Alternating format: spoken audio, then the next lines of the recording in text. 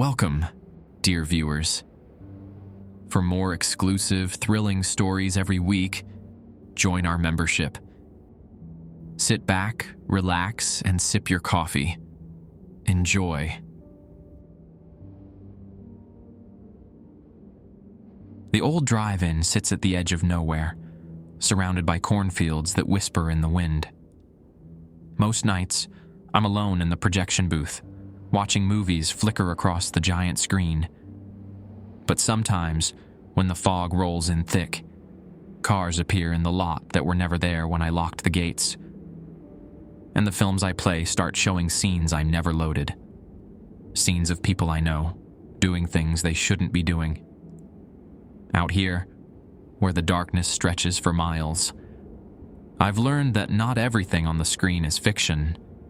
My name's Danny Kowalski, and I've been running the Starlight Drive-In outside Mooresville for 3 years now. This place has been here since 1952, back when families would pack into their Buicks and watch John Wayne pictures under the stars. Now it's mostly teenagers in rusted pickups, and the occasional family trying to recapture something they never really had. I ended up here after my divorce. Chicago got too expensive, too loud, too full of reminders of what I'd lost. My buddy Jake mentioned this job, said the owner needed someone who wouldn't ask too many questions about the late hours or the weird equipment.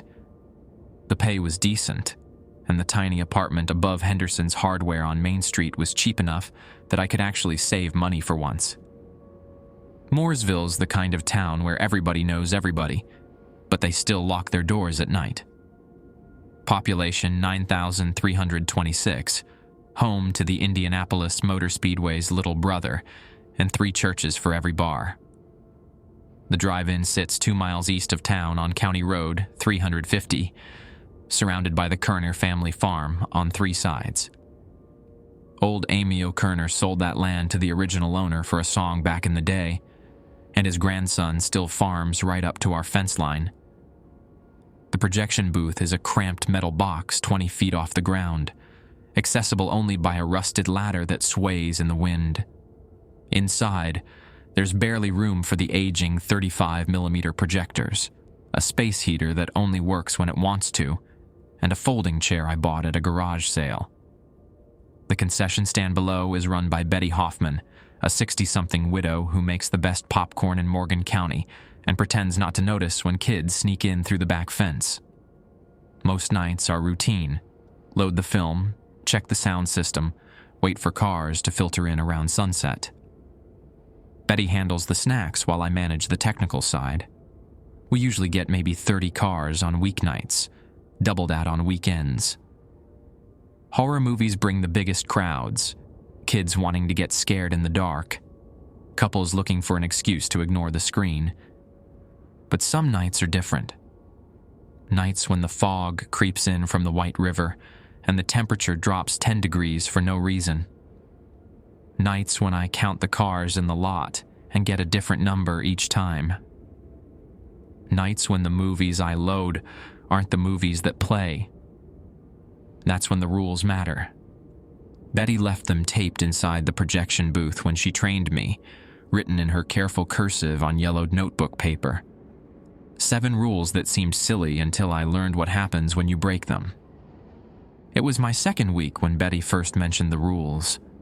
October had settled over Indiana like a heavy blanket, bringing early darkness and the kind of crisp air that made your breath visible. We were showing a double feature, The Exorcist followed by Halloween, and the lot was packed with teenagers ready to test their courage. "Danny, you got a minute?" Betty called up to the booth during the intermission between films.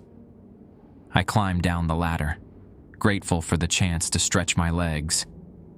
She was wiping down the concession counter, but her movements seemed distracted. "What's on your mind, Betty?"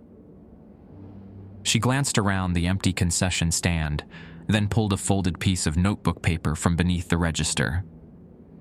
The paper was yellow with age, the edges soft from handling. "I should have given you these sooner, but I was hoping." She paused, studying my face. "Well, I was hoping you'd quit before you needed them. Most folks do. I took the paper and unfolded it. 7 rules were written in blue ink, the handwriting neat but hurried. 1. Never start the second film before 9:17 p.m., even if customers complain. 2. If a car arrives after the gates are locked, ignore it. Do not acknowledge the occupants. 3. Check the lot count every hour. If the number changes without explanation, stay in the booth until dawn. 4. Never look directly at the screen during the 23rd minute of any horror film.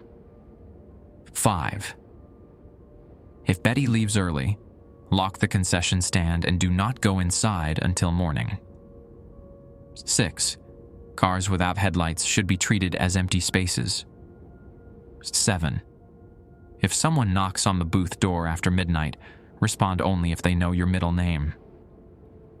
I read through them twice, waiting for Betty to laugh and admit it was some kind of joke. Instead, she kept cleaning the same spot on the counter. Betty, what is this? Rules that'll keep you safe. Her voice was matter-of-fact, like she was explaining how to thread the projector. Old Hank wrote them down before he retired. Said his father told him the same things when he started working here in '73. Come on. Cars without headlights? Knocking after midnight? This sounds like something kids would make up to scare the new guy. Betty stopped wiping and looked at me directly. In the dim light from the concession stand, her eyes seemed older than her 60-odd years. 2 weeks ago, you asked me why we never have trouble with kids sneaking in, why we never get vandalism or break-ins like other theaters. She folded the dish rag carefully. It's because this place has an understanding with other things. Follow the rules and you'll be fine. Break them. Break them and what? Ask Tommy Breslin. I knew that name. Tommy had worked here the summer before I arrived. Betty mentioned him once, said he'd quit suddenly without giving notice. Where's Tommy now? Morgan County Hospital, psychiatric ward. Betty's voice dropped to barely above a whisper. Been there since August, keeps talking about movies that showed him dying over and over, different ways each time. Outside, car engines were starting up as people headed home after the first film. I could hear teenagers laughing, radios playing, the ordinary sounds of a Friday night. Betty, this is crazy. You're talking about... I'm talking about keeping you safe. She reached under the counter and pulled out a thermos. Coffee's fresh. You're going to need it. Need it for what? She nodded toward the lot. Count the cars.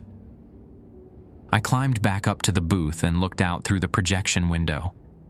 The lot held maybe 40 vehicles, scattered across the gravel in loose rows.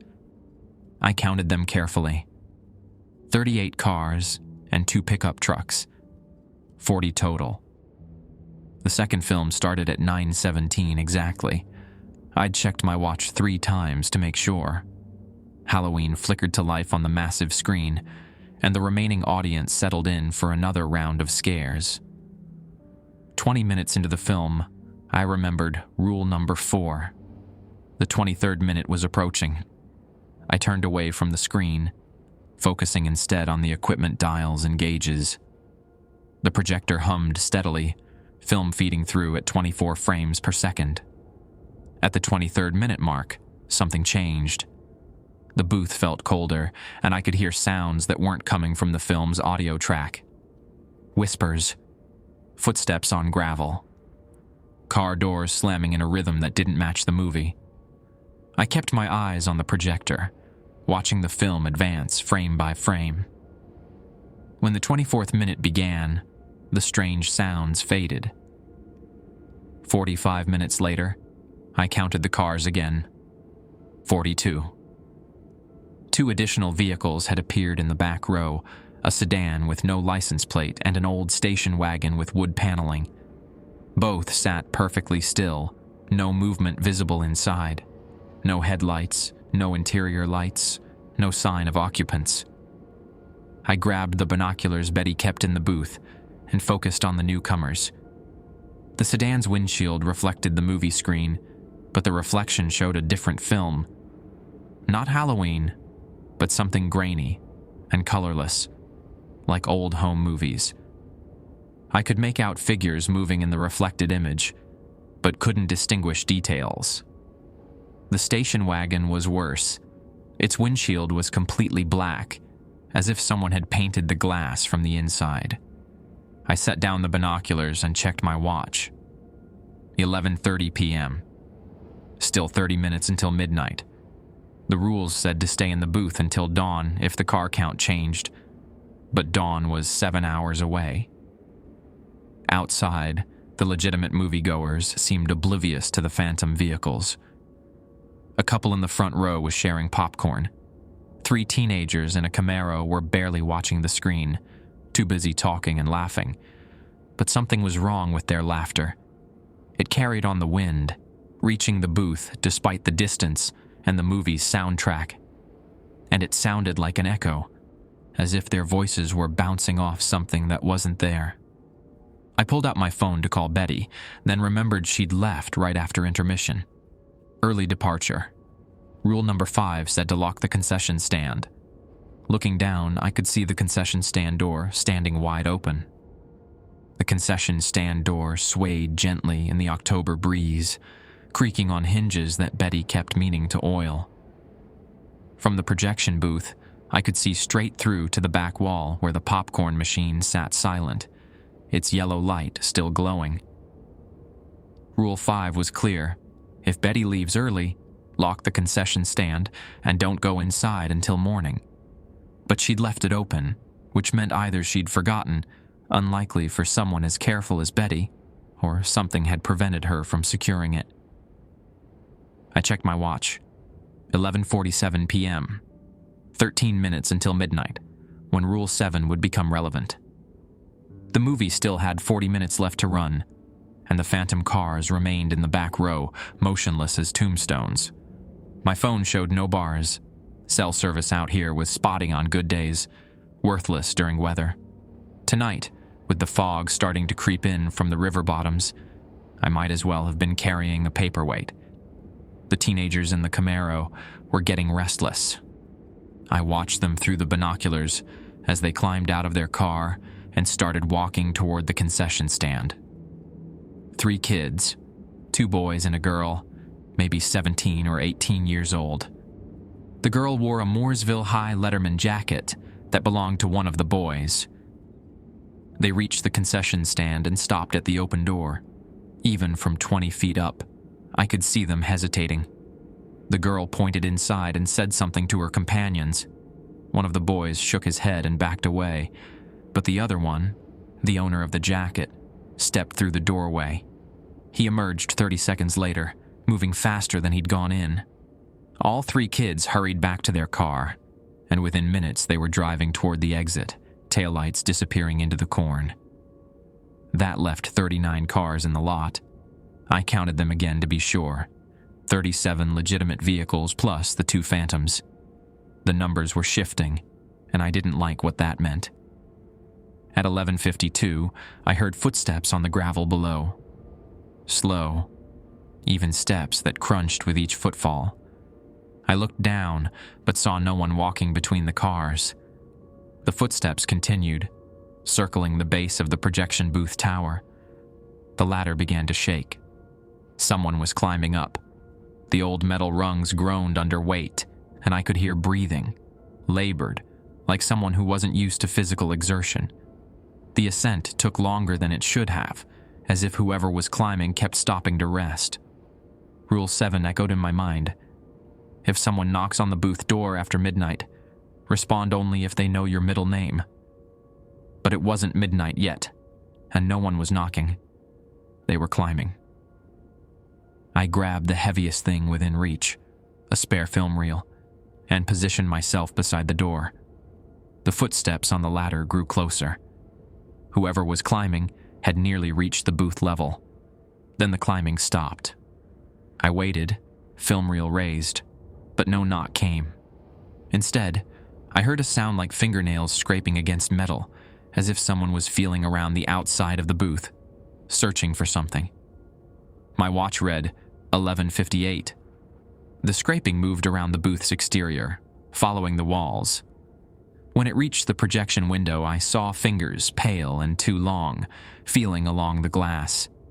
The fingers found the window's edge and began working at the seal, trying to pry it open.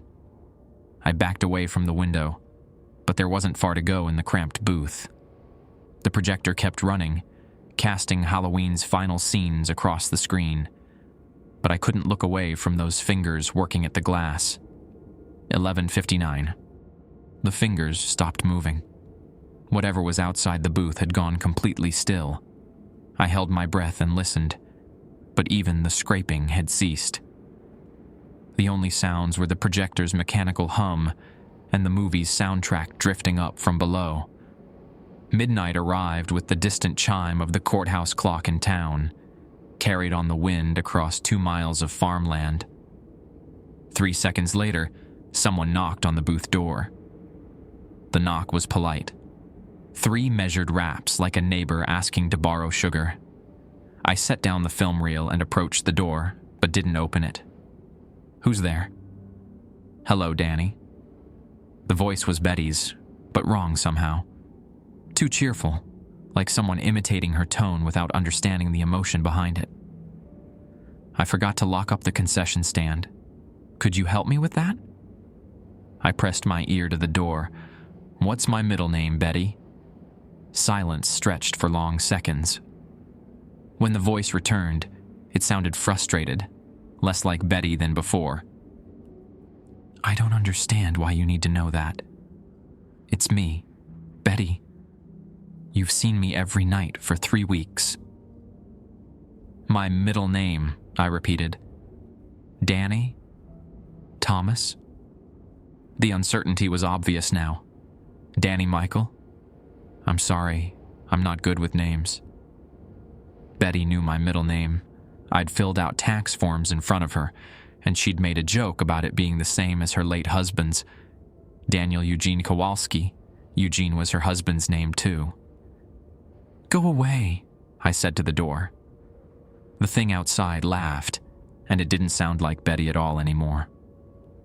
The laugh was wet and hollow, like water gurgling down a drain. "That's not very friendly, Danny. I just want to come inside where it's warm." "Go away." The laughter stopped. I heard footsteps moving across the booth's metal roof. Then the scraping returned, this time above my head. Whatever was up there was heavy enough to make the entire structure sway. I looked out through the projection window at the lot below. The movie was ending, credits rolling across the screen, but none of the remaining cars were starting their engines. They sat perfectly still, as if everyone inside had fallen asleep simultaneously. The phantom cars were still there, but now there were 3 of them. A pickup truck had joined the sedan and station wagon, parked at an angle that blocked the exit road. Something was moving in the corn.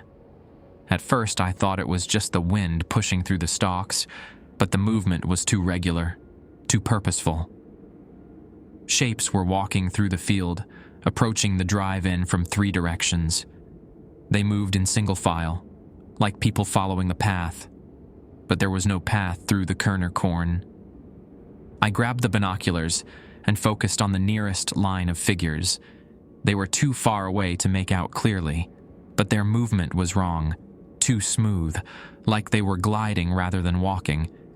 And they were all the same height, as if they'd been cut from the same template. The scraping on the roof intensified. Now it sounded like multiple sets of claws working at the metal, trying to tear through. The entire booth shuddered with each impact. I needed to get out of there, but the ladder was the only way down, and something had climbed up it to reach me.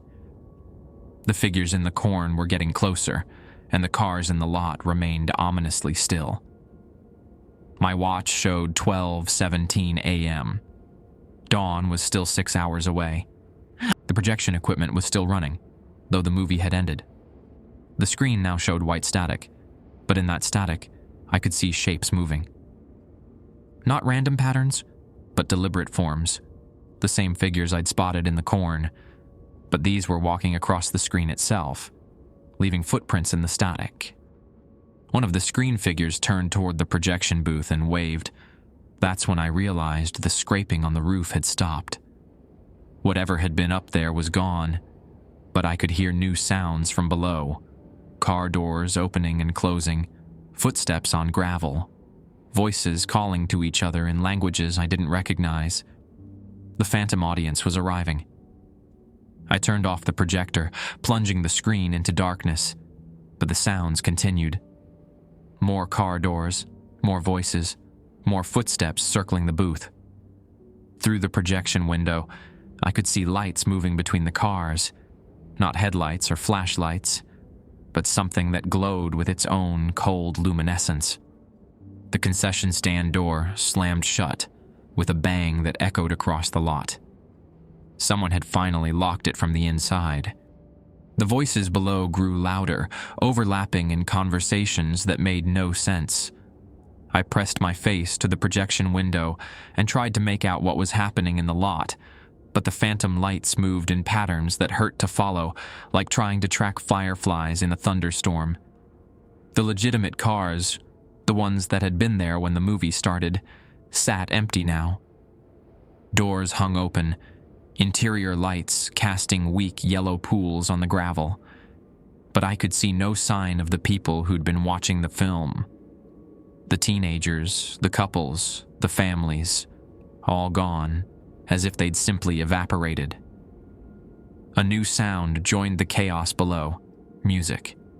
Carnival music, the kind that played from old merry-go-rounds, but played at the wrong speed. Too slow, each note dragging like a record running down. The melody was familiar. The Entertainer. The same tune the ice cream truck played when it drove through Mooresville's neighborhoods. But hearing it now, distorted and stretched, made my teeth ache. I turned away from the window and checked the projection equipment. Everything was powered down, but the screen outside had begun glowing again. Not with static this time, but with images. Real images. The Kuhner farm appeared on the massive screen, filmed from ground level as if someone was walking through the corn rows. The camera work was shaky, amateur, like home movies shot with an old camcorder. I could see the farmhouse in the distance, dark except for a single light in an upstairs window. The camera turned toward the drive-in, and I realized whoever was filming was standing in the corn, looking at the theater from the same spot where I'd seen the figures moving earlier. The booth appeared on screen, 20 feet high and lit from within. I could see myself through the projection window, looking exactly as I was at that moment, pressed against the glass, watching the screen. But there was someone else in the booth with me. On screen, a figure stood directly behind me, close enough to touch. Tall, wearing what looked like an old theater usher's uniform. Red jacket with gold braiding, black bow tie, white gloves. The figure's face was in shadow, but I could see it was looking at the same screen I was watching, creating an endless loop of observation. I spun around. The booth was empty. Just me, the projector, and the folding chair. When I looked back at the screen, the camera had moved closer to the drive-in. Now it was filming from inside the lot, weaving between the abandoned cars. The image quality had improved, becoming crisp and clear despite the late hour. Every detail was visible. License plates, bumper stickers, forgotten items left on dashboards. The camera stopped at a familiar car, the Camaro that had belonged to the teenagers who'd fled earlier, but they were back now, sitting in their seats as if they'd never left. The girl was eating popcorn from a striped container, the boys were drinking sodas, and all three were watching the screen intently. But their eyes were wrong. Completely white, like eggs, with no pupils or irises visible. The camera moved on, visiting each car in turn. Every vehicle that had been empty was now occupied again, but the occupants shared the same blank, white eyes. They sat perfectly still, hands folded in their laps, faces turned toward the screen where their own images were being displayed. A new voice joined the carnival music, a man's voice, amplified as if speaking through the drive-in's PA system. But our PA system was ancient, hadn't worked properly in years. Betty always said it would take a miracle to get clear sound out of those old speakers. Ladies and gentlemen, welcome to tonight's special presentation. The voice was smooth, professional, like a 1950s radio announcer. We have a wonderful program planned for your viewing pleasure. I looked for the PA controls, but they were dead, same as always. The voice was coming from somewhere else, broadcasting directly to the speakers through some method I couldn't identify. Our feature presentation tonight is a documentary, the announcer continued, a true story about a young man who thought he could learn the rules of a place without understanding its history. On screen, the camera had found its way back to the projection booth. Now it was filming from inside, showing me hunched over the equipment, frantically checking dials and switches. But this version of me was different. Older, thinner, with hair that had gone white at the temples. This version of me wore the same red usher's jacket I'd seen on the figure behind me. The Starlight Drive-In has been operating for over 70 years, the announcer said, but it's only been showing the same movie for the last 40. The screen changed, showing the theater as it had looked decades ago. Cars from the 1960s filled the lot, Impalas and Fairlanes and Mustangs in pristine condition. Families sat on blankets beside their vehicles, children playing between the cars while parents watched the screen. But the movie they were watching was familiar. A home video of someone walking through cornfields, approaching a drive-in theater.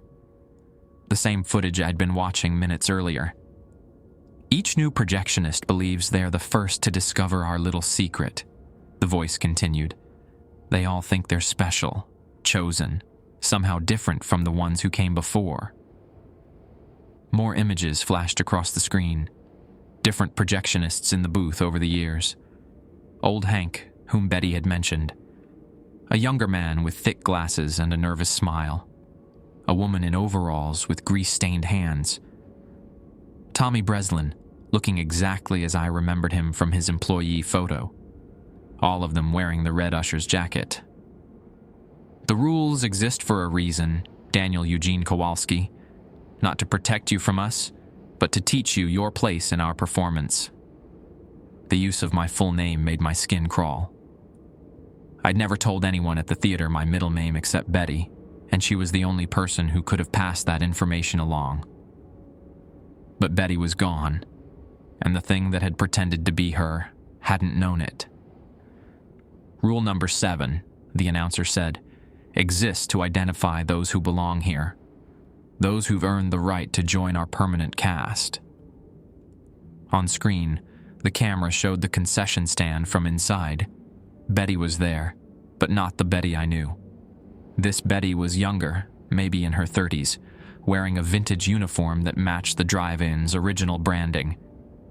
She was making popcorn with practiced efficiency, but her movements were too fluid, like a dancer performing a routine she'd perfected over decades. Betty Hoffman has been our concession manager since 1962, the voice explained. She's grown quite fond of the position. The Betty on screen looked up at the camera and smiled. Her eyes were the same white, featureless orbs I'd seen in the cars, but her smile was genuine, warm, almost maternal. Each projectionist lasts about 3 years, the announcer continued, long enough to learn the rules, to understand their importance, to become part of our family. Tonight marks the beginning of your transition, Danny. The screen showed the booth again, but now I could see other figures inside with me. They stood in a semicircle around the projector, all the previous projectionists, wearing their red jackets, their faces peaceful and content. Their eyes had gone white like the others, but they seemed happy, fulfilled in a way I'd never been in my previous life. "You came here running from failure," the voice said, and I realized it was no longer coming from the speakers. The announcer was standing behind me, speaking directly into my ear. "A failed marriage, a failed career, a failed life. We offer you purpose, Danny. Permanence. A place where you truly belong." I turned around slowly. The figure in the red jacket was there, solid and real, standing in the impossible space between the projector and the wall. Up close, I could see his face clearly. It was my face, but older, more refined, with the confidence I'd always lacked.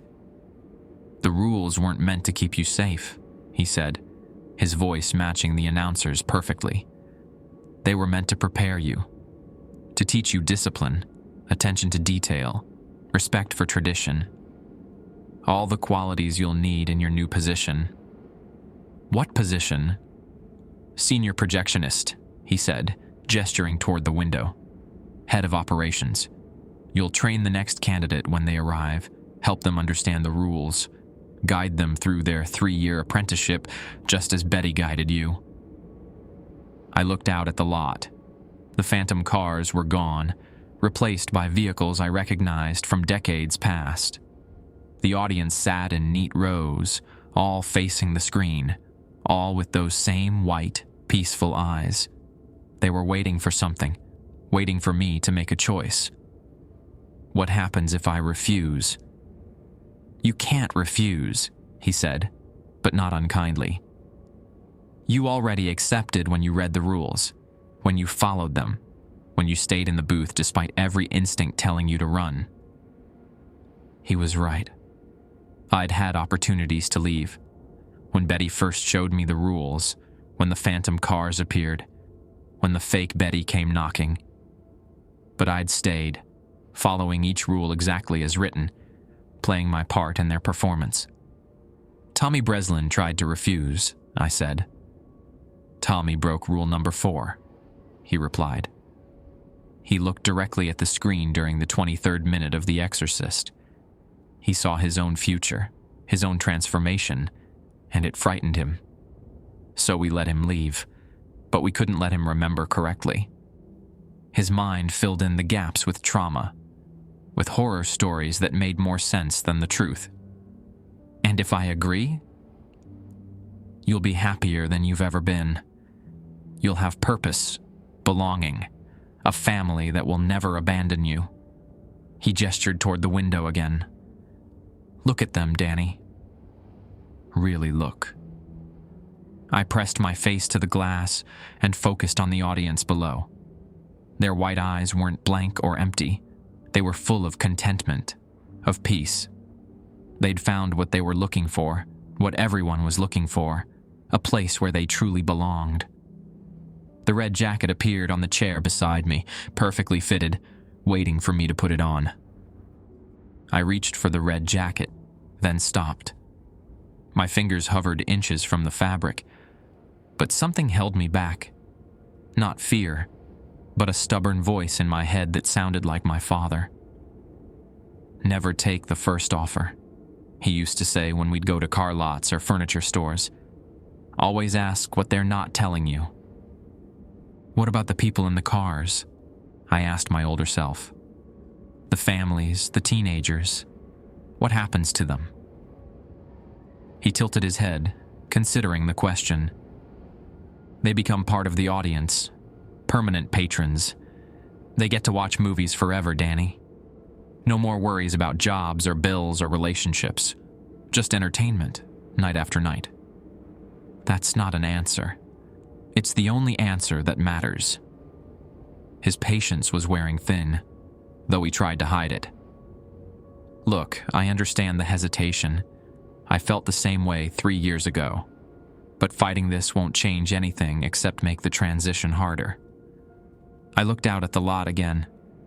The audience sat motionless in their cars, faces turned toward the screen where static now played. But if I focused on individual vehicles, I could see small movements, a hand adjusting a rearview mirror, someone reaching for a drink, normal human gestures performed with mechanical precision. "They're still aware," I said. "Of course they're aware. They're watching movies, Danny. They're happy." "Are you happy?" The question seemed to surprise him. He looked down at his red jacket, brushing an invisible speck of dust from the gold braiding. "I'm content," he said finally. "I have purpose. I belong somewhere." "When's the last time you could say that about your life?" He was right about that part. My marriage had ended because Sarah said I was never really present, always thinking about somewhere else I'd rather be. My job at the multiplex in Chicago had been a paycheck, nothing more. Even here in Mooresville, I've been marking time, waiting for something better to come along. But contentment wasn't the same as happiness, was it? What if I want to leave? Walk away right now? The rules won't let you. He gestured toward the papers still folded in my pocket. You read them, accepted them, followed them. That's a contract, Danny, binding in ways that go beyond legal documents. I pulled out Betty's list and read through it again. 7 simple rules, written in blue ink on yellow paper.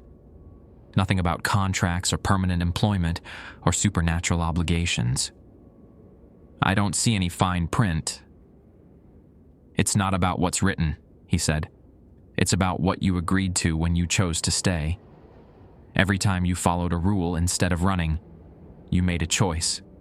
Those choices add up. Outside, the carnival music had stopped. The lot was silent, except for the distant sound of the white river flowing through the darkness. Even the corn had stopped rustling, as if the entire world was holding its breath. "Let me show you something," my older self said. He moved to the projection equipment and began threading a new reel of film. This is what happens to people who try to leave after they've read the rules. The screen flickered to life, showing grainy footage of a man running through cornfield rows. The camera followed him from above, like drone footage, as he stumbled and fell and picked himself up again. He was heading toward the county road, toward escape. But the corn rows were endless. No matter how far he ran, how many turns he took, he never got closer to the road. The footage sped up, showing hours compressed into minutes, the man running in circles, getting more desperate, more panicked, until finally he collapsed from exhaustion. "That's Jim Morrison," my elder self said. "Not the singer, different guy. He worked here in '78, tried to leave after his second week. The corn brought him back every time." On screen, the man was picked up by figures in red jackets, other projectionists, other employees. They carried him back to the drive-in, back to the booth, where he was given a jacket of his own. "He's been our Thursday night operator ever since," my older self continued. "Perfectly happy now. No more anxiety about the outside world. No more decisions to make." The film changed, showing different escape attempts over the years.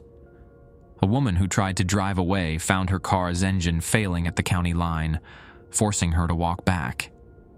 A man who called the police discovered they couldn't hear him properly. His words came out as static over the phone. "The drive-in has been here for 70 years, my older self explained. "It's grown roots, Danny, deep ones. This place has become something more than just a business. It's an entity unto itself, with its own needs and desires. What does it want? What any living thing wants. To continue existing, to grow, to be fed." He gestured toward the audience in their cars. "Every person who watches a movie here gives it a little energy, but employees give it more. Steady, consistent nourishment." I thought about Betty, making popcorn for 60 years, about all the projectionists who'd come before me, threading film night after night, decade after decade. How many people work here? Currently? 15 full-time employees. Betty runs concessions Monday through Friday. Jim handles Thursdays. Maria takes care of Saturdays. Each one serves their role perfectly, without complaint, without the messy complications of outside relationships or ambitions. 15 people trapped in jobs they could never quit, feeding some kind of supernatural parasite that disguised itself as entertainment. The thought made me sick. And if I refused to put on the jacket? You can't refuse. Not anymore. His voice held a note of genuine sympathy. But if you could, hypothetically, what would you go back to? Your apartment above the hardware store? Your minimum wage job? The divorce papers you still haven't signed? Every word hit home. I had nothing waiting for me in the outside world. No family, no friends who'd noticed my absence, no career prospects worth mentioning. The drive-in had offered me more stability than I'd had in years. But it wasn't real stability. It was surrender disguised as security. I want to try something, I said, moving toward the projection equipment. Danny, don't. I ignored him and began threading a new film reel, one I'd brought from the storage room earlier. Not a horror movie or a drama, but a documentary about corn farming in Indiana. Boring, educational, the kind of film that would put a normal audience to sleep. The older me watched with growing alarm as I started the projector. That's not going to work. The audience expects horror films on Friday nights. They need the fear, the adrenaline. Maybe they need something else, I said, focusing the lens until the image was sharp. The screen filled with footage of tractors harvesting corn, farmers discussing soil conditions, agricultural experts explaining crop rotation. Mundane, everyday reality. The exact opposite of the supernatural horror the drive-in seemed to thrive on. The effect was immediate. The cars in the lot began to shake, engines turning over by themselves. The phantom lights flickered and dimmed. The older version of myself started to fade around the edges, becoming translucent. "Stop," he said, his voice distorting like a record played at the wrong speed. "You're hurting them." But the people in the cars weren't acting hurt. They were acting confused, looking around as if waking from a dream. The teenager in the Camaro blinked several times, her eyes shifting from white back to their normal brown. She turned to her companions, saying something I couldn't hear from the booth. The documentary droned on, showing footage of the Kerner farm during daylight hours. Normal, rational, completely unglamorous reality. The kind of truth that supernatural things couldn't digest. Danny, please. My older self was barely visible now, his red jacket flickering like a TV with bad reception. You don't understand what you're doing. Without the drive-in, these people have to go back to their real lives, their problems, their pain, their ordinary disappointments. Maybe that's better than being trapped in someone else's dream. He opened his mouth to argue, but his voice made no sound. A moment later, he disappeared entirely, leaving only the red jacket crumpled on the chair. The cars in the lot were starting to move. Real headlights came on, real engines turned over, and real people began driving toward the exit. The phantom vehicles had vanished completely, and the supernatural atmosphere was lifting like fog in sunlight. But something was fighting back. The screen flickered, trying to return to its supernatural programming. The booth shook, and I could hear angry voices rising from below. Not human voices, but something older and hungrier. The drive-in wasn't going to let me go without a fight. The booth lurched sideways like a ship in rough water. I grabbed the projector to keep it steady, but the entire metal structure was swaying on its supports. Outside, the last of the legitimate cars were reaching the exit, their taillights disappearing into the night. The lot was nearly empty now, just gravel and the lingering smell of exhaust. The documentary kept playing, its narrator discussing soil pH levels in a calm, academic tone. But the image was fighting me. Sections of the screen flickered between corn statistics and glimpses of something else. Fragments of the horror films that had played here over the decades, bleeding through like double-exposed photographs.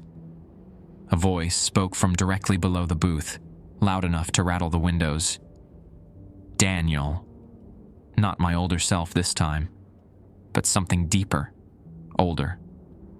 The voice of the drive-in itself, speaking through whatever mechanism had powered its supernatural influence for 70 years. You have broken the contract. I leaned over the projection controls and cranked up the documentary's volume. The narrator's voice boomed across the empty lot, explaining the economic impact of modern farming techniques on rural Indiana communities. Boring, factual, aggressively normal. The booth shook harder, threatening to tear loose from its mounting posts. Tools and film canisters rattled off their shelves, crashing to the floor around my feet. But the projector kept running, feeding reality onto the screen frame by frame. The others need you to stop. For the first time since this nightmare began, I laughed. The others can speak for themselves if they want me to stop. They cannot. They are part of us now.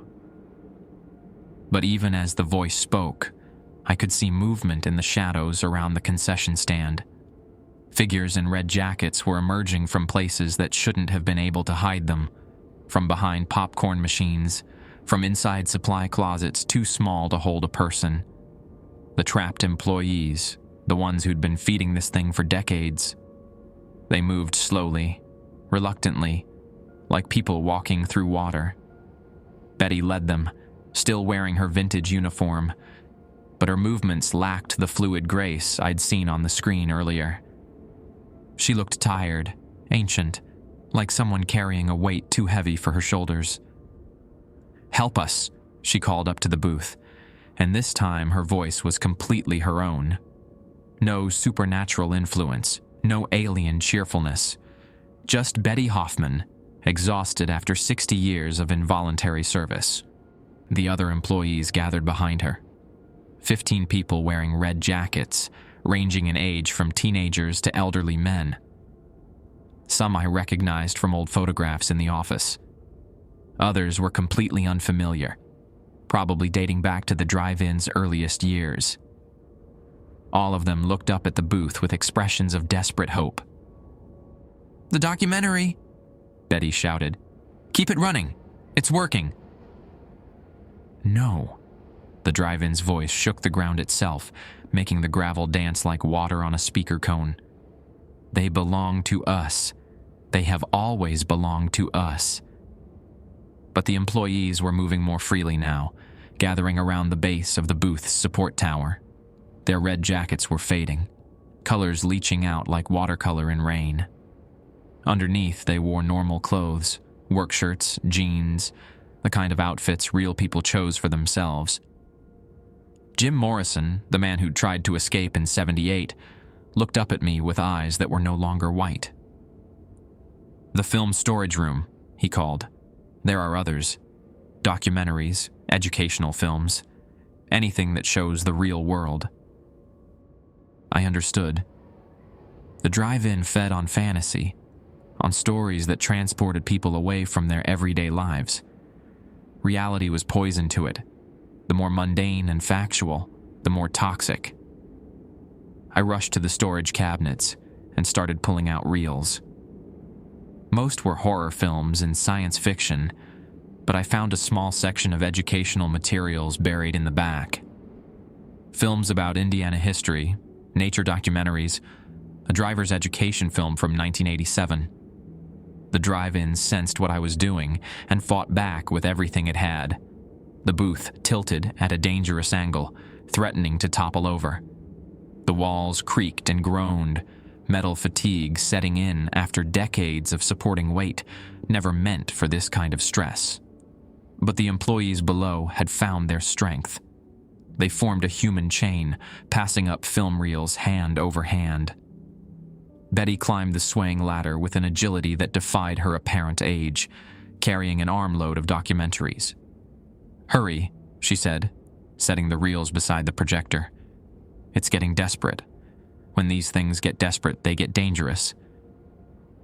I switched reels, loading the nature documentary about White River wildlife.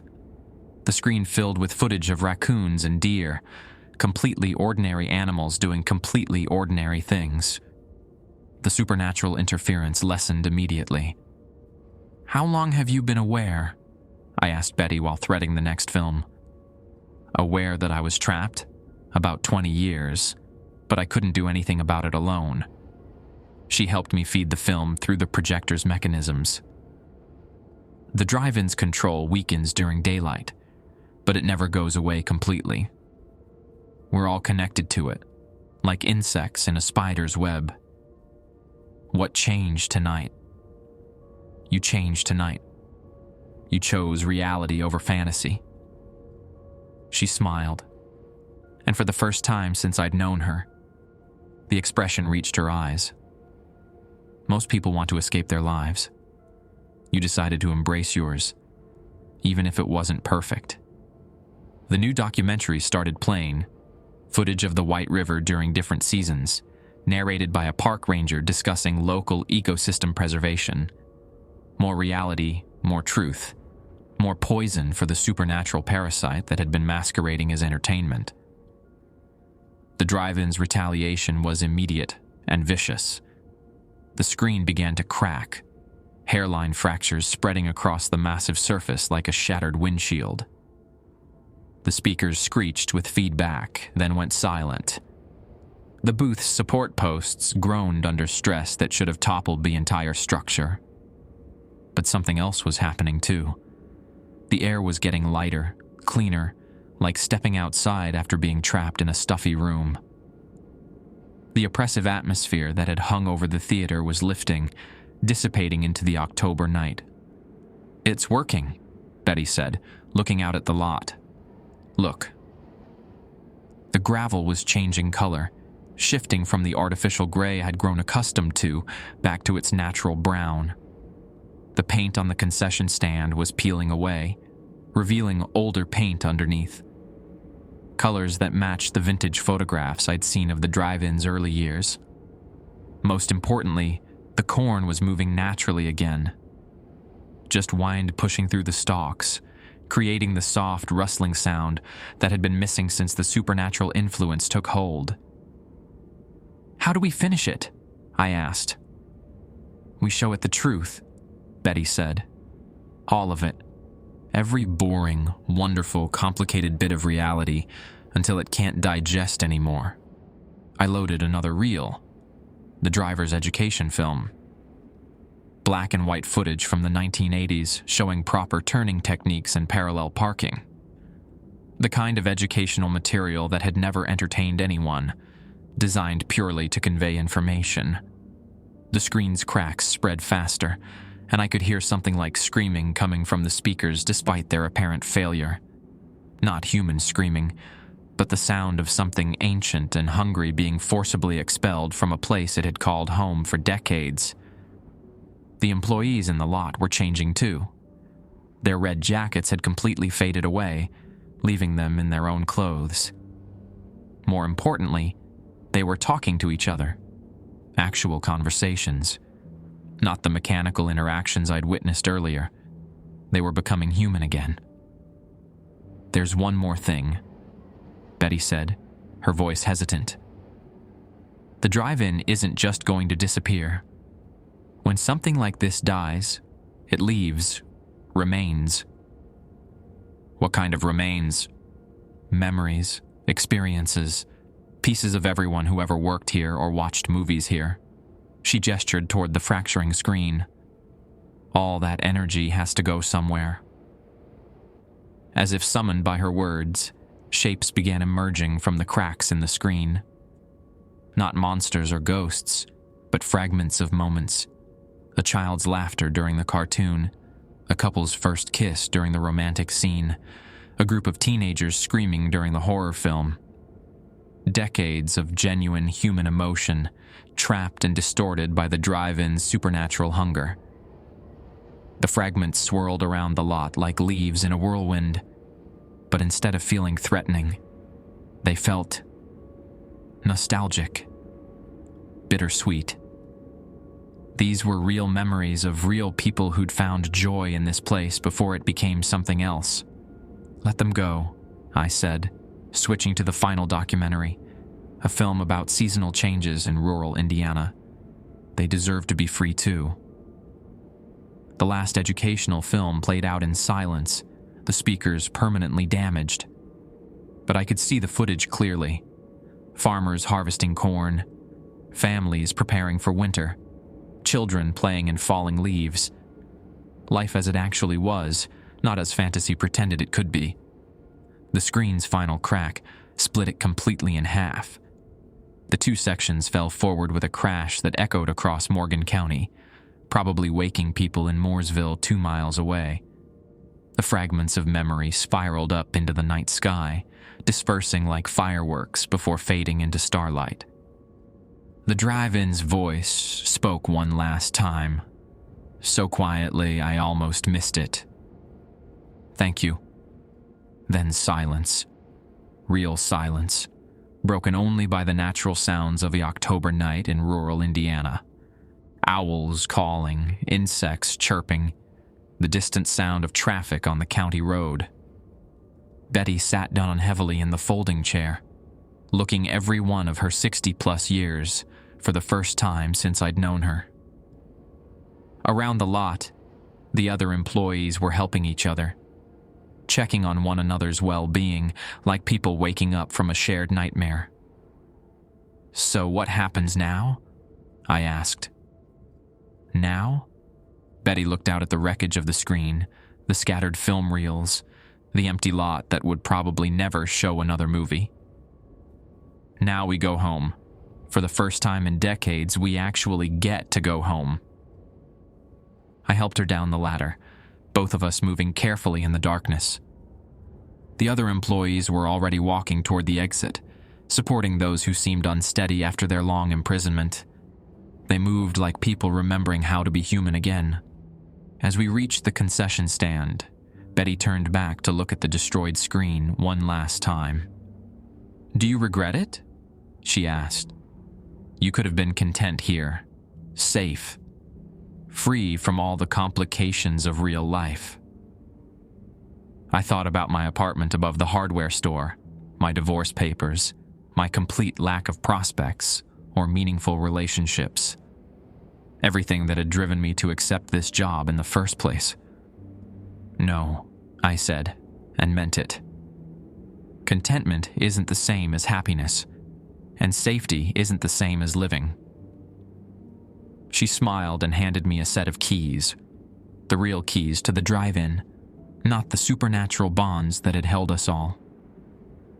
"Then you'd better lock up," she said, "for the last time." I locked the drive-in's front gates for the last time at 3:47 a.m. The chain felt heavier than usual, weighed down by finality rather than routine. Behind me, the lot stretched empty and broken, littered with debris from the collapsed screen and scattered film reels that would never be watched again. Betty had gone home to her house on Elm Street, a real house she'd apparently maintained for 60 years, despite never being able to stay there overnight. The other employees had dispersed into the darkness, walking toward lives they'd been forced to abandon decades ago. I wondered how many of them still had homes to return to, families who remembered them, jobs that might take them back. Jim Morrison had lingered the longest, standing at the gate with his hands in his pockets, staring at the wreckage. "I was supposed to get married," he'd said quietly. "June 1978. Janet Kowalski. No relation to you, I checked. She waited 2 years before giving up on me." "Maybe she's still in town," I'd suggested, but he'd just shaken his head. "She moved to Indianapolis in '85, married a lawyer, had 3 kids. I looked her up in the phone book years ago, back when I could still think clearly during the day." He'd turned to me then, his eyes clearer than I'd ever seen them. But I'm 58 years old now, Danny. In my head, I'm still 23. I don't know how to be the person I should have become. That was the real cost of the drive-in's hunger. Not just the years stolen, but the lives unlived, the growth stunted, the relationships that never had a chance to develop. 15 people had been freed tonight, but they'd lost more than time. They'd lost the opportunity to become who they were meant to be. I drove back to town through empty streets, past the courthouse where the clock showed 4:12 a.m. Mooresville looked different now, smaller somehow, as if the drive-in's supernatural influence had been magnifying everything about this place. The streets I'd driven for 3 years seemed narrower, the buildings less imposing, the whole town more ordinary and therefore more real. My apartment above Henderson's Hardware felt like a stranger's home. I'd spent so little time here, always rushing to get to the theater, always focused on the next night's screening. Now I could see it clearly, a sparse studio with a Murphy bed, a hot plate instead of a real stove, and exactly 3 photographs on the walls. All of them were from my wedding, back when I thought I understood what happiness looked like. I sat on the edge of the bed and called Betty's number. She answered on the second ring, as if she'd been expecting it. "Can't sleep either?" she asked. "Too quiet," I said. After 3 years of those sounds, the silence feels wrong. It'll take time to adjust. We all got used to being part of something bigger than ourselves, even if it was something terrible. She paused, and I could hear her moving around her kitchen. "I'm making coffee. Real coffee, not that instant stuff from the concession stand. Want to come over?" Betty's house was exactly what I'd expected. Neat, comfortable, frozen in time somewhere around 1965. Doilies on the furniture, photographs of people I didn't recognize, a television that probably received 3 channels on a good day. But it felt lived in, personal, human, in a way the drive-in never had. "How long have you been aware?" I asked, settling into an armchair that had clearly been her husband's. "Really aware?" "About 15 years. Before that, there were moments of clarity, usually during winter when the theater was closed, but I could never hold on to the thoughts long enough to act on them." She handed me a mug of coffee that was better than anything I'd tasted in months. The drive-in needed us to be just conscious enough to do our jobs, but not conscious enough to rebel. "What will you do now?" "Live," she said simply. "I'm 73 years old, Danny. I have maybe 10 or 15 good years left, and I plan to use every one of them. My sister's been sending me letters for 40 years. I think I'll finally write back." We sat in comfortable silence, drinking coffee and watching the sun rise through her kitchen window. Normal light, normal colors, no supernatural interference. Just morning arriving in rural Indiana, the way it had for centuries before the drive-in existed and would continue long after its remains were cleared away. "What about the others?" I asked. "Jim's talking about going back to school, finishing his degree. He's got GI benefits from Vietnam that never expired. Maria wants to find her children. They'd be in their 30s now, but she thinks they might still be in the area. The younger ones, the ones who got trapped more recently, they'll probably have an easier time adjusting. And the town, what do we tell people?" Betty smiled over her coffee cup. "That the drive-in is closed permanently due to equipment failure. No one will question it. That screen was held together with prayer and stubbornness for the last decade. Most folks will just be sadly missed the final show."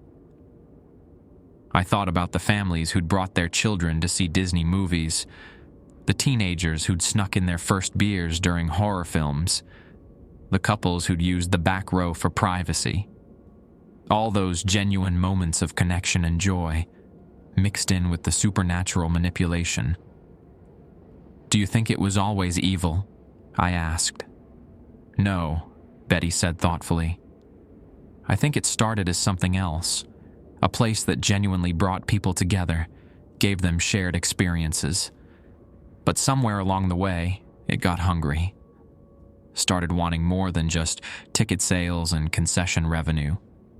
Started wanting the people themselves. Like a drug addiction. Exactly like that. It needed bigger and bigger fixes to satisfy itself.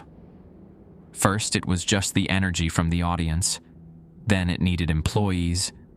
Then it needed to trap them permanently." She set down her mug and looked out at the sunrise. Maybe if someone had intervened earlier, found a way to feed it healthy experiences instead of fear and dependence. But that was speculation now. The drive-in was gone, and we were left to pick up the pieces of lives that had been on hold for decades.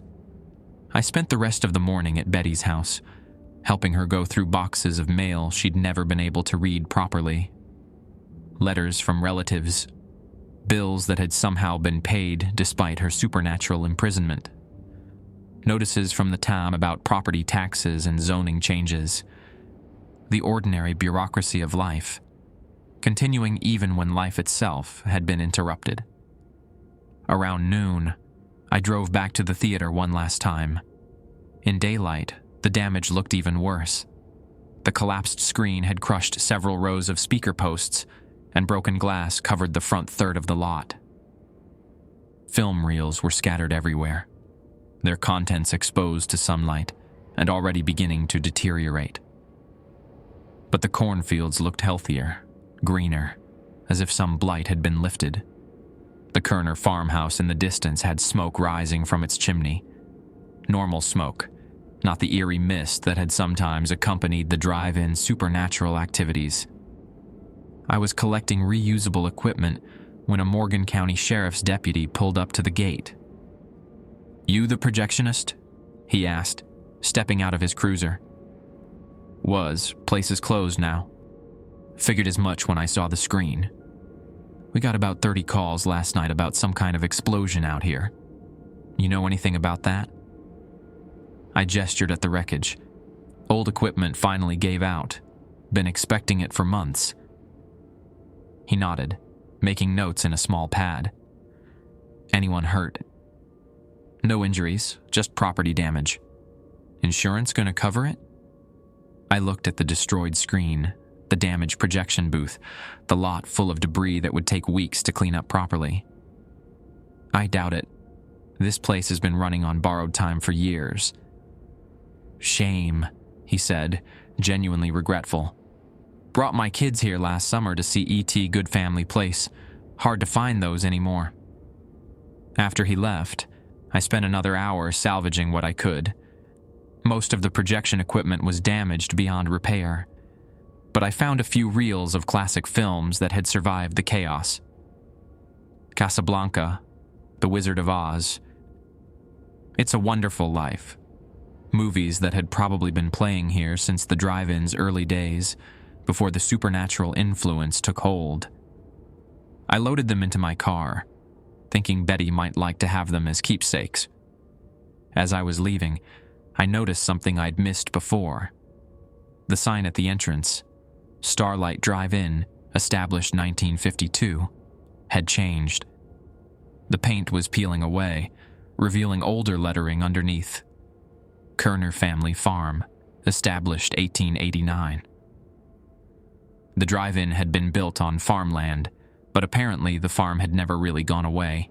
It had just been covered up, hidden beneath layers of supernatural influence and artificial entertainment. Now, with that influence gone, the land was remembering what it used to be. I drove back to town with a strange feeling in my chest. Not quite happiness, but something approaching peace. The drive-in was gone. My job was over, and I had no idea what I was going to do next. But for the first time in years, that uncertainty felt like possibility. rather than failure. The divorce papers were still sitting on my kitchen table, unsigned. I'd been putting off dealing with them, using the drive-in as an excuse to avoid making decisions about my future. But now, with no supernatural entity to blame for my avoidance, I had to face the truth. I'd been hiding from my real life long before I ever read Betty's rules. I signed the papers, addressed the envelope to my lawyer in Chicago, and walked to the post office to mail them. It felt like taking down a screen of my own, removing the artificial barrier that had been keeping me from moving forward. When I got back to my apartment, there was a message on my answering machine from Jake, the friend who'd told me about the drive-in job in the first place. "Hey Danny, heard through the grapevine that the drive-in's closing. Sorry, man. But listen, I've got another opportunity if you're interested. The multiplex in Bloomington needs an assistant manager. Real job, decent pay, normal hours. Give me a call. Normal hours, real job. No supernatural strings attached." I reached for the phone, then stopped. Maybe it was time to try something completely different. Maybe I'd been running projection equipment for so long that I'd forgotten there were other ways to make a living, other ways to find purpose. But first, I had to figure out who I wanted to be when I wasn't defined by someone else's rules. 3 weeks later, I was working at Henderson's Hardware, helping old Emil Kerner pick out fence posts when he mentioned buying back his family's land. "That drive-in's been an eyesore for years," he said, testing the weight of a cedar post. "Now that it's finally closed, the county's willing to sell me back the original 40 acres. Going to plant corn there next spring, like my granddad should have done." I hadn't expected the drive-in property to change hands so quickly, but apparently the county had been looking for an excuse to get rid of it for years. Too many insurance claims, too many complaints about noise and traffic, too much hassle for the small amount of tax revenue it generated. "What about the cleanup?" I asked. "Already started," Emil said, counting out cash for the posts. "Got a crew coming Monday to haul away the screen pieces. Rest of it I can handle myself. Few loads of gravel, some brush clearing. Land's got good drainage, good soil underneath all that blacktop." Through the hardware store's front window, I could see Betty walking down Main Street, carrying a small suitcase. She was heading for the Greyhound stop, catching the 2:15 bus to Indianapolis. Her sister had written back immediately, inviting Betty to stay as long as she wanted. 60 years is long enough to stay in one place, she told me yesterday. "I want to see what the world looks like when I'm free to leave whenever I choose." Henderson's Hardware was a good temporary job. Honest work, decent pay, and the owner didn't ask too many questions about my previous employment. I've been helping customers find screws and paint and electrical supplies, ordinary problems with ordinary solutions. No rules to follow except basic courtesy and knowing where things were stored. But it wasn't a career, and we both knew it.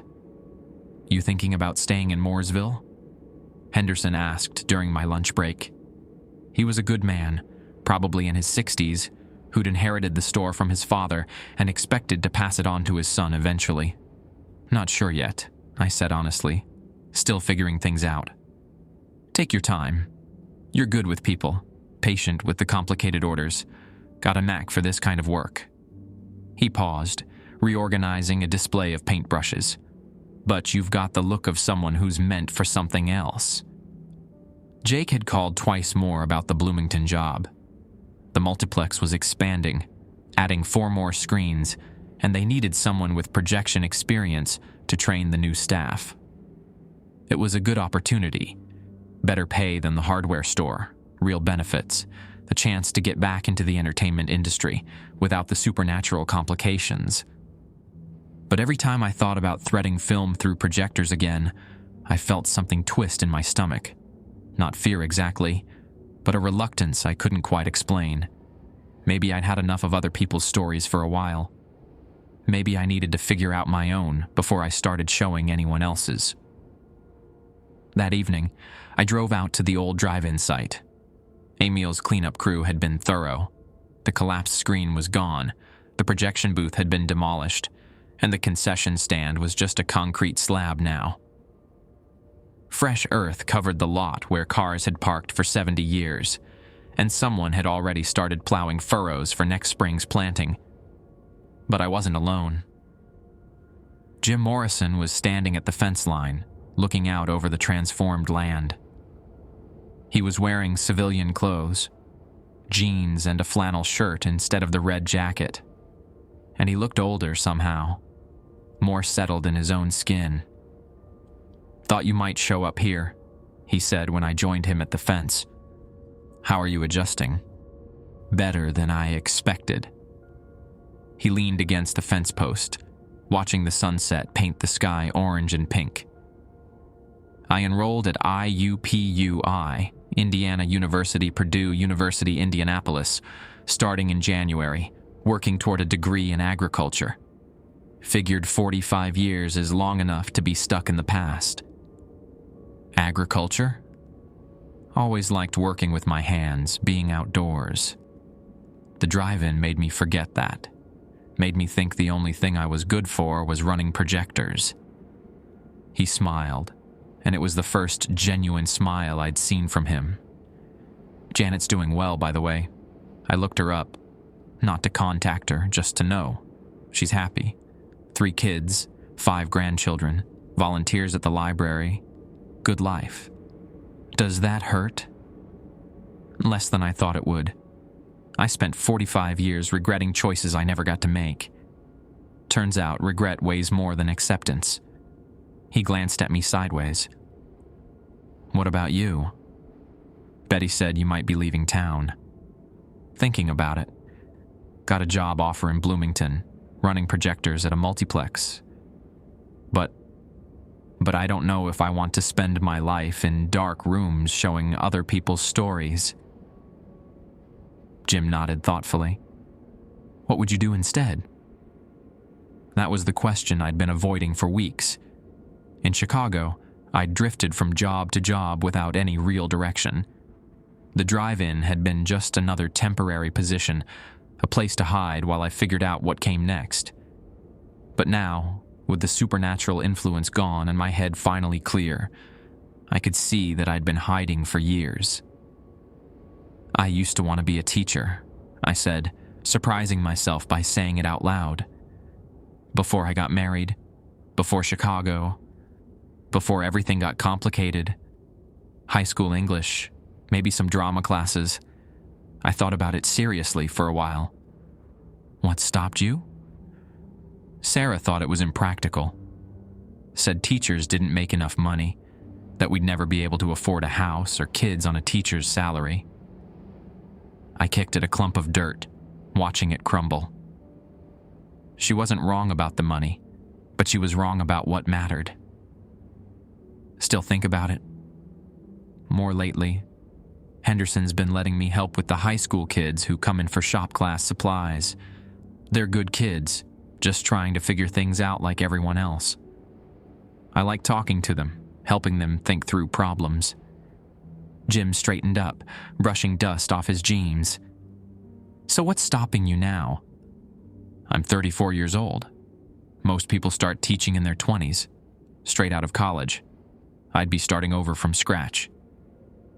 "I'm 58 and starting over from scratch," Jim pointed out. "Maria's 47 and just tracked down her kids in California. Turns out they never gave up looking for her. Tommy Breslin got out of the hospital last week, and he's talking about opening a woodworking shop." He was right. If people in their 40s and 50s could rebuild their lives after decades of supernatural imprisonment, I could certainly change careers at 34. "The education program at Indiana State is supposed to be good," I said, half to myself. "Terre Haute's only an hour from here. You could keep working at Henderson's part-time, take classes in the evenings and weekends." It was a practical plan, achievable, the kind of step-by-step approach that might actually work. But it also felt like the first decision I'd made in years that was completely my own. not influenced by someone else's expectations or supernatural manipulation. "What about you?" I asked. "Any second thoughts about the agriculture program?" "None," Jim said firmly. "I spent 45 years being told what to do, when to do it, how to think about it. Now I get to choose, and choice feels like the most valuable thing in the world." We stood there for a while, watching the last light fade from the sky. The cornfield that would replace the drive-in was still just turned earth, but I could imagine it green and growing, feeding people instead of feeding on them. A car pulled up behind us, Betty's ancient Buick, driven by someone I didn't recognize. The driver got out and walked toward us, and I realized it was Betty herself, but changed. Her hair was styled differently, her clothes were more colorful, and she moved with an energy I'd never seen before. "Thought I might find you two here," she said, joining us at the fence. "Couldn't leave without saying goodbye properly." "How's Indianapolis?" "Wonderful, overwhelming, terrifying. All the things I'd forgotten the world could be." She laughed, and it was a young woman's laugh despite her 73 years. "My sister's been showing me around, catching me up on 40 years of family news. Did you know I have 11 great-nieces and nephews? 11 children I never got to meet because I was stuck making popcorn for an audience that didn't really exist." "Any regrets?" I asked. "Only that I waited so long to leave."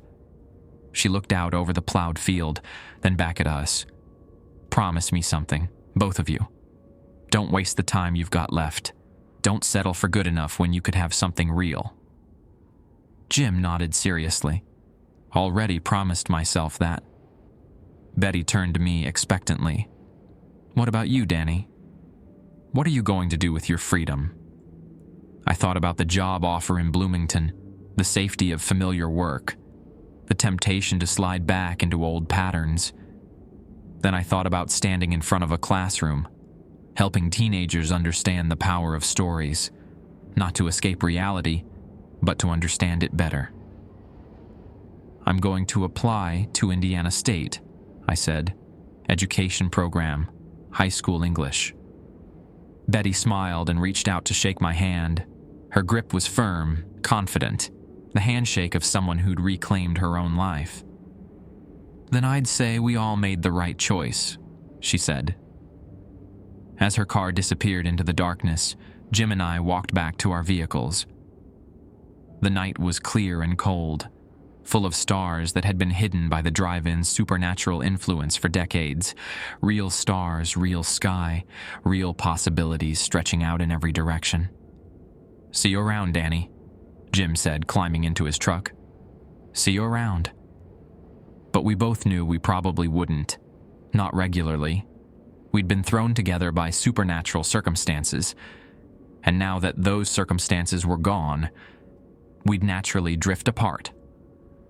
That was normal, healthy, the way life was supposed to work. I drove back to town thinking about application deadlines and prerequisite courses, about the difference between hiding from life and preparing for it.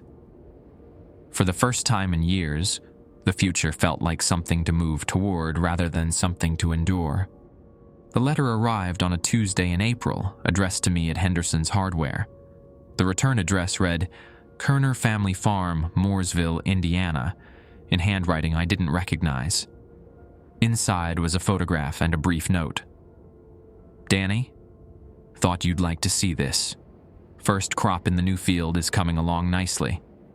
Corn should be ready for harvest by September, God willing. Found something interesting when we were clearing out the old projection booth foundation. Figured you might want it. Best regards, Emil Kerner." The photograph showed green corn stalks reaching toward a blue sky, healthy and ordinary, exactly what farmland was supposed to look like. But what caught my attention was the small package wrapped in brown paper, taped to the back of the photo. I opened it carefully, aware that Henderson was watching from behind the counter. Inside was a strip of 35mm film maybe 10 frames long, wound in a tight coil. The images were barely visible without proper magnification, but I could make out shapes, people sitting in cars, watching something off camera. That evening, I took the film strip to the Mooresville High School, where I'd been volunteering as an assistant drama coach while finishing my education coursework. The photography teacher let me use her enlarger to examine the frames properly. What I saw made me smile. The images showed the drive-in's audience from sometime in the 1960s, based on the car models.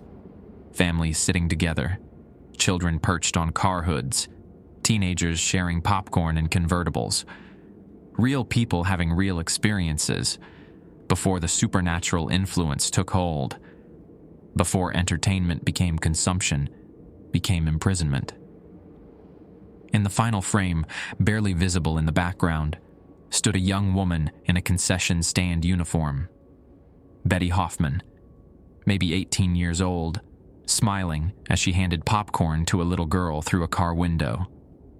She looked happy, genuinely happy.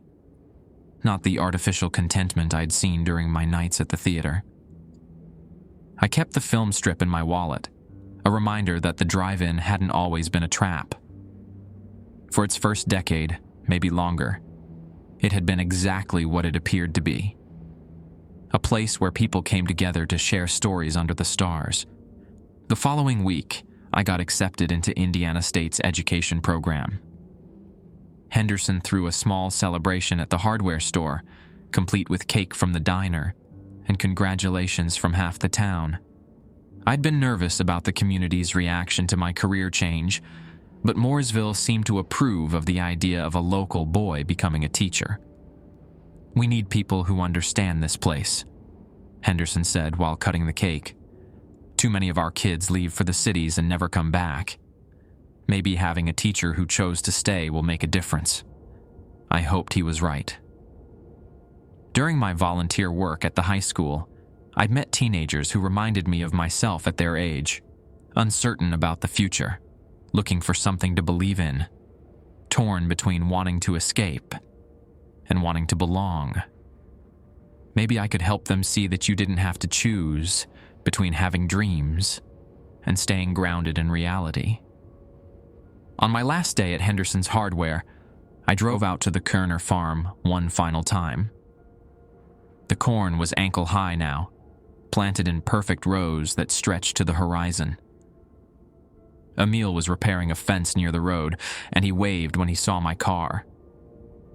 "How's the teaching program going?" he asked, setting down his hammer. "Good. Challenging, but good." I looked out over the growing corn. "Thank you for the film strip. It was a good reminder." "Reminder of what?" "That some stories have happy endings, even when it doesn't seem possible." Emil nodded thoughtfully. "Land remembers, you know. Good times and bad times both. But if you treat it right, give it what it needs, it'll grow whatever you plant." As I drove back toward town, I thought about stories and growth. About the difference between entertainment that transported you away from life and stories that helped you understand it better. In the fall, I'd be standing in front of my first classroom, helping students explore literature, encouraging them to write their own narratives. But tonight, I had homework to finish, lesson plans to write, student teaching requirements to complete, my own story to continue. Real work, real purpose, real choices made freely. The corn behind me rustled in the evening breeze, healthy and growing, fed by soil that had finally been allowed to remember what it was meant to nurture.